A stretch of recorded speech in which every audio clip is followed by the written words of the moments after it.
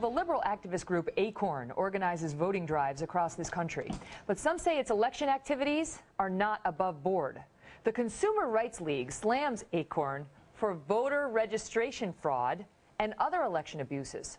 So why would Democrats include money for this group in the bailout bill? Joining us now is James Terry, Chief Public Advocate for the Consumer Rights League. Hi, James. Hi, Megan. Good to be with you. All right, it's good to have you. Well, believe it or not, this is still in the bill.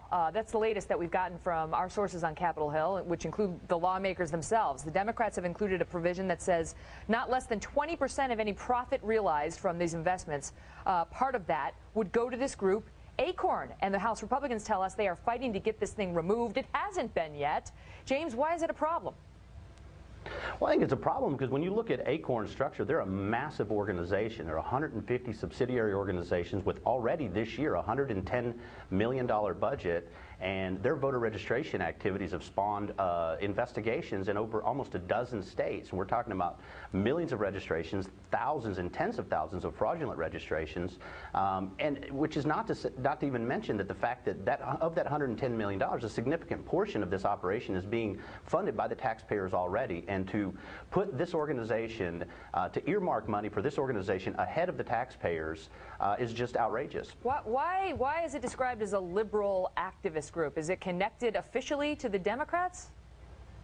Well, I don't think, they live in a very nuanced world, but I don't think in any official on-paper connection, but I think, you're judged by your actions, and you look at the history of this organization, the relationship with the Democrat Party, the relationship with a lot of the Democrat causes and members of Congress, and I think even if you look at their voter registration drives, I think if you did an analysis of the registrations that they collect, you would see they're overwhelmingly Democrat registrations. Let me ask you this. They were originally created, I guess, to help lower-income folks get mortgages for zero down and so on. Is that correct? Is that primarily what they do in addition to getting voter registration done? That is part of it. Acorn Housing Corporation takes a dramatic amount of money from the federal government to help people, ostensibly help poor people get into houses. But one of the things we've seen out of the Acorn Housing Corporation is the very same loan products that they attack and call, what they call predatory, are the very same loan products that they have gone into partnerships with various banks, and we're actually pushing these products on the lower income Americans. So these bad mortgages are what caused this problem that we're dealing with on Capitol Hill, and now as part of the bailout bill, to solve that problem, lawmakers are considering giving money back to the group that got those problematic mortgages to begin with. Do I have it right?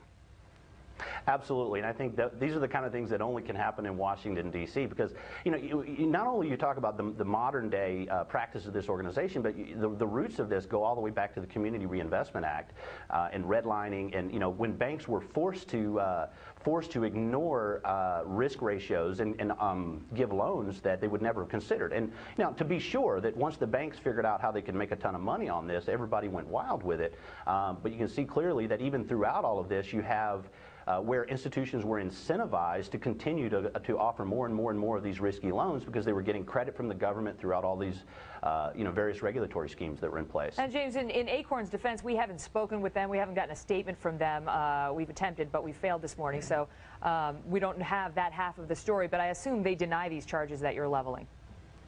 Well, I mean, what they do very often, they will, it's a big shell game. Like I say, they have 150 different subsidiary organizations, and they juggle blame just like they juggle financing. They juggle blame between organizations, and, and particularly on voter fraud, what they'll very often do is they will lay it off to, low-level rogue employees. But the fact of the matter is this is not the first time they've done this. This has been 10 years, 5 election cycles, and that's not a accident. That's a pattern. Got to go, James. Thanks so much for your insights on it. And viewers, we're going to have much more on Acorn and whether that winds up in this bailout bill tonight at 5 p.m. Eastern, Bill. Yeah, John Funn told us yesterday on the show from the Wall Street Journal that Acorn is still a part of the current bill. Yeah, that's what we're talking about. And that Republicans haven't even kicked to the side just yet. No, but they're trying. They're trying, and we just got that from lawmakers. Will they do it? Tonight at 5, we've got answers. Be here with us. We're not done yet. See you then. Jane and John are next.